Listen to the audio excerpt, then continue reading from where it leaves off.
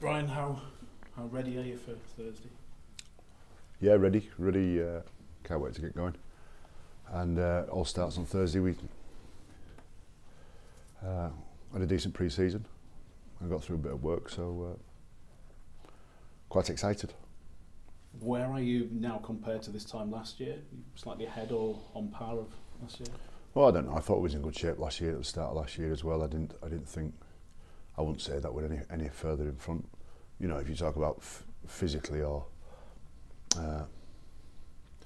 maybe strategically or something like that, you might want to talk about. But certainly psychologically, we're a hell of a lot further in front, and we're coming off the back of a season where we came up with some real answers. So there's a lot of confidence in the group that we're ready for all that this season will throw at us, and it will. We'll have a fair bit thrown at us this year, but we're confident that we'll come up with enough answers. Will you have more thrown at you being defending champions? There's always an element of that, but I don't think that would be significant for us. But as you well know, when you sit in this chair and wear this badge, the shirt's heavier for us. And I don't mean to sound elitist or to say that other teams don't play with pressure, but when we lose, everybody enjoys it. We've got more derbies than anybody. We have. I said this to you early in the week, didn't I? That you look across the Super League. There's only about 3 teams in the Super League that don't put an underline near our name, and so we get that. We have a fair old tussle most weeks. And the fact we're defending champions, it probably just means it'll be a little bit sweeter should teams beat us. But I don't think there'll be any more incentive for teams to beat us than there normally is. What about the Wolves? What are you expecting? Yeah, not sure. I'm not sure. I think they're going to be intense. I think they'll be fit. I think they'll have a good attitude. But I don't know. I don't know enough of their coach really. So yeah, I think they were a good team last year, although they ended up in the mid-eights. But everybody recognises they're a good team. Sailed through the mid-eights, and and the season before, they made both finals. So I know there's been some turnover of personnel, but the nuts and bolts of the squad's still there, and they still have some confidence. And if they make top 4 this year, that wouldn't surprise anybody, I don't think. Is there a certain intensity about the first games of any season? Yeah, there is. I think there is certainly attitudinally there is, and in terms of collisions and hits, there will be. I think the tempo of the games sometimes aren't as fast because everybody's still trying to work their own stuff out. You're still trying to work your combinations out, so everybody has an element of rustiness about them or clunkiness about them. And then once you start getting slicker, once the grounds start getting drier, then you come up with some real intense games. Some games where the ball's in play for so long, nobody's making errors, and the execution of all players on the field are great. It'll be intense on Thursday night, I'm sure. And we're aware, and I've been talking to our players that we've got a list of things we want to be good at. But I think matching Warrington's attitude, new coach, they've just lost Tony, and that would be still resonating with a few of them. They'll all want to be trying to say to the world, we're all right, we're in good shape. They want to get out the middle-eights. There's a few reasons why they'll come out the blocks hard, so we need to match that. We've got new boys there, Bryson Goodwin, Tyrone Roberts. Do you know much about those guys? We know enough. We know enough that both of them are quality players. Tyrone Roberts can burn. You win the game on your own. He can burn you on his own. So we've done a fair bit on them too. Everyone wants to make a good start. Is there more onus on your start given the World Cup challenge just around the corner? Yeah, it's chicken and the egg. I think we'd want to be good in both these games because we've got the World Cup challenge. I think we're going to be good because we've got the World Cup challenge, and it just adds focus. And I've always used this line, whether it be for a World Cup challenge or a Grand Final, or certainly Challenge Cup Finals, more realistic likeness in that when people say, is it a distraction that you got a semi-final or a quarter-final in the Challenge Cup? And I never see it as a distraction. I don't think the World Cup Challenge is going to be a distraction. We are openly talking about Melbourne, and we are openly saying, let's nail this part of our game, let's have this healthy, let's get good at this element of our game. that we may or may not use against Melbourne, but at least we can isolate some stuff and say this is what we could be good at. You know, it really does bring things into focus when you know you're going to Australia in 7 days now, isn't it? Is it 7 days? Phil, help me. 8 days. That it brings it into focus that we're playing Melbourne in Australia in the World Cup final. So we better be good for these next two games. So it's great. It's a great focus for us. We've seen you're 19 for Warrington. How tough has it been to put that first team together for you? Tough, not particularly tough. No, been relatively easy to pick from a healthy squad. Tough to leave one or two people out at this stage of the year, and you're always talking to some players who wanted to be in that first 17 that are playing, and you've got to explain to them that not yet. Bide your time. Some of them have been hearing that for a couple of seasons. You know, that starts to.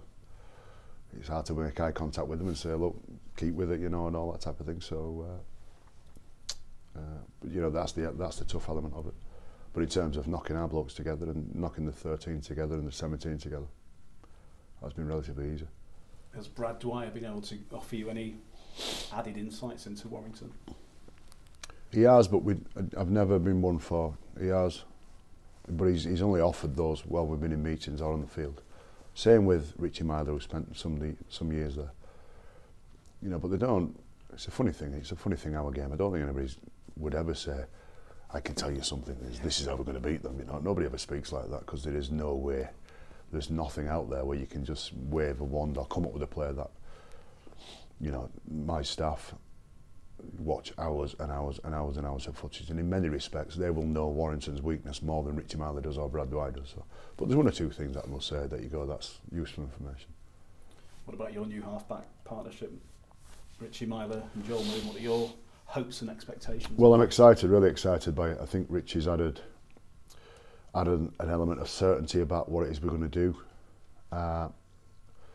You know, in terms of, you know, seeing sets out and he's more of a general than a six, if you understand. You know, while he can play out wide and fly off people and support people, he really has taken control in the middle, and everybody has a great clarity about what they're doing on the field. It's all right having clarity in the meeting rooms in front of a whiteboard. You've got to get out there and do it, and he's been doing that. And it's great for Mooney, who's great at keeping quiet. He's a closet six, Mooney. I've always been telling him he's a closet six. He pretends. He still uses a line. He says, "Oh, try and do a good job." Yet Mooney's as excited about playing six as ever. So both of those have been good. You know, everybody's relished, you know, training with them and operating with them in pre-season. So we just got to make sure we see some of that. We won't see it all yet, but we see some of that in the first few rounds. Good luck. Cheers. Brian, how does the start of this Super League season compare to when you last won the grand final for you personally? Does it feel the same pressure-wise? Yeah, I don't know. There's no pressure. It isn't that we walk through every ground with a trophy on our backs, is it? You know, we think that we've got to openly say to everybody, we're current champions, you know. So we walk in there at the same start point as everybody else, and how you view it and how you conduct yourself and some of your humility that you should carry with you means, I think, for us that we're challenging for that, and we're at the same start point as everybody else. We're not 10 points in front. You know, nobody's going to cut any slack for us, so no pressure. I just wanted to ask about Callum Watkins as well. Spoke to him earlier this week. Looking forward to the match, obviously in particular. What qualities that he's got do you think will help push on your side this season? I wouldn't use that term. I don't think captains do push on teams. I don't think that's his role. His role isn't to help us win games. His role, probably more than anything, especially here, is just to keep a level head and maintain a bit of calm, which is great. He's very good at. He's a really cool player, Callum, a really cruisy player. And you know, while watching him, sometimes it's great to watch him, isn't it? To see him in flight, and he's unbelievably skillful, fast, strong player. He's actually quite a measured bloke. thinks about what he says. Rarely has, in fact, I don't think I've ever seen him have a knee-jerk reaction to anything. Rarely loses his cool. And there's just some great qualities there. Just over the last 18 months, he's been speaking more and more. He's always been reasonably vocal, but he's been speaking more and more, especially commanding the dressing room. When he speaks, people listen. So it's been a relatively easy choice to make him captain.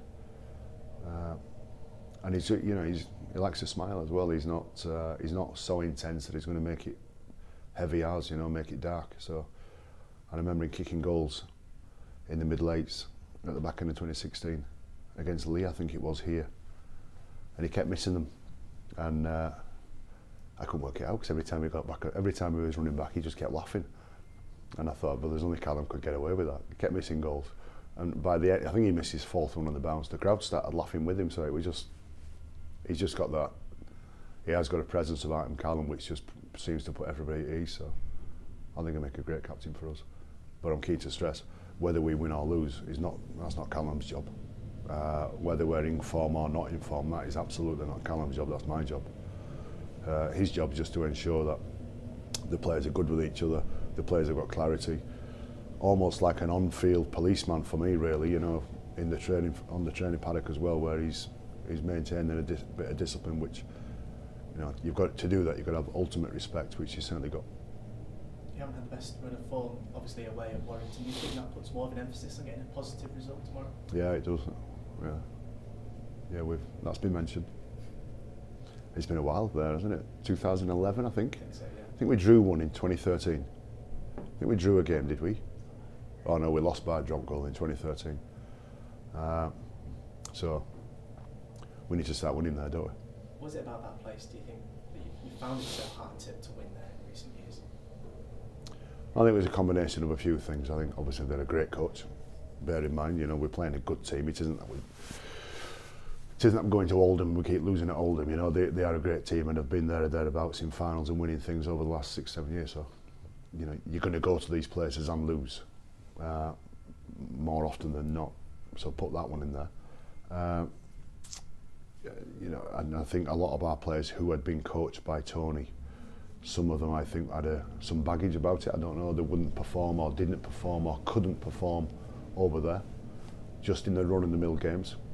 Ironically, come on the biggest stage and come in some really crucial games, those players who I'm talking about nailed it, absolutely nailed it against Warrington. So that was a funny one. Yeah, you know, let's not lose sight that they are a good team.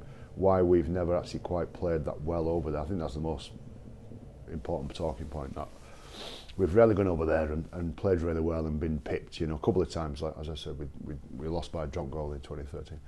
More often than not, we go over there and we come away really frustrated with our performance. So I don't want to lose, but I want us to play well. And let's play well to start with and see where that takes us. Last one for me. It's interesting.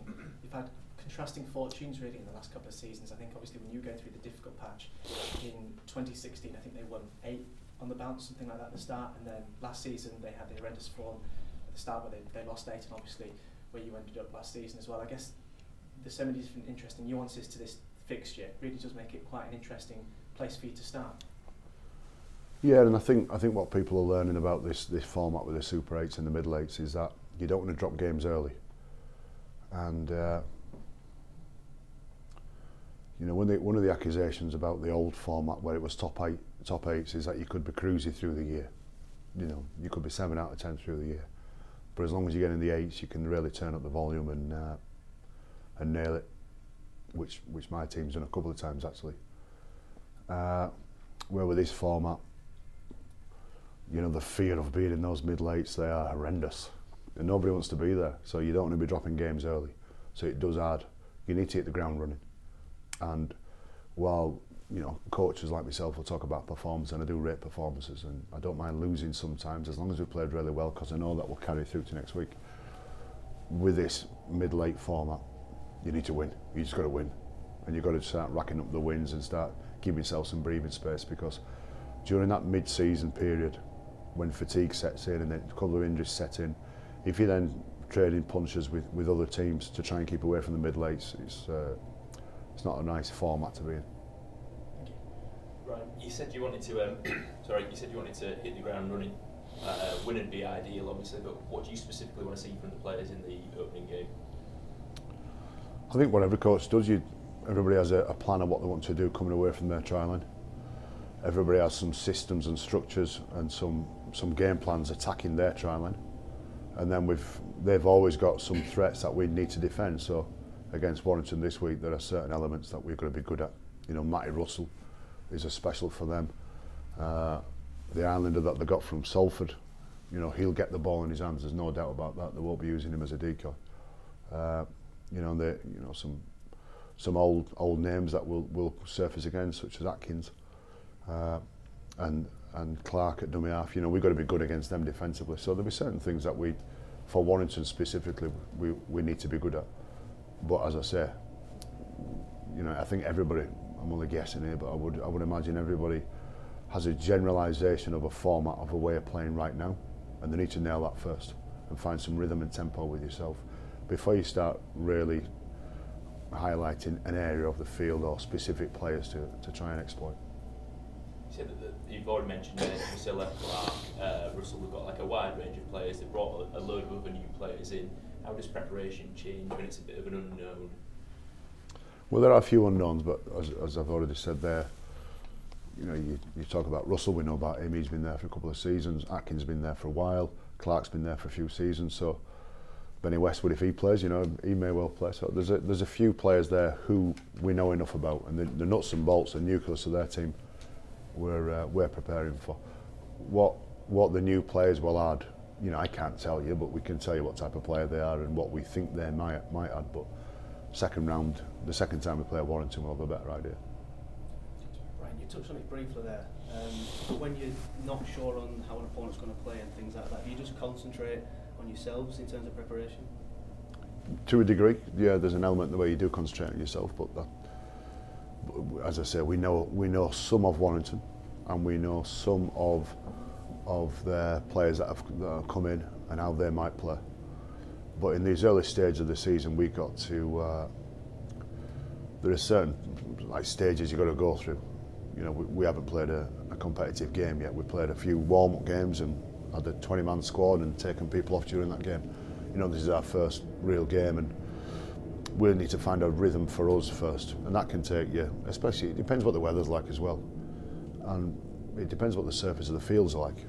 And if the surface of the fields are boggy and heavy, you almost just get through the first 5 rounds and you won't have learned much. You don't learn much until the fields start tightening up and drying up, and then you can see Joel Moon take off and you can see Matt Parcell take off, and it's that version that we want to be good at. Now, when the fields are muddy and boggy, then we'll need to kick long, we need to dominate field position, or we need to just keep things tight and bash the opposition and all those type of usual things in wet conditions. But we know that's not going to win us the grand final, because for the vast majority of the year we're going to be trying to gain in points on dry track, and it's only when it starts getting dry that we can then start to find some rhythm about ourselves. So weather has a big bearing on it. You've got half an eye on Australia as well. Does that help you in these preparations, or does that hinder you? No, it's a great focus for us. We play 2 Super League rounds and we fly out to Oz, and I think the fact that that's there, it just helps us focus for the first 2 rounds. No Maguire, no Burrow in the pre-season. How's that been without them?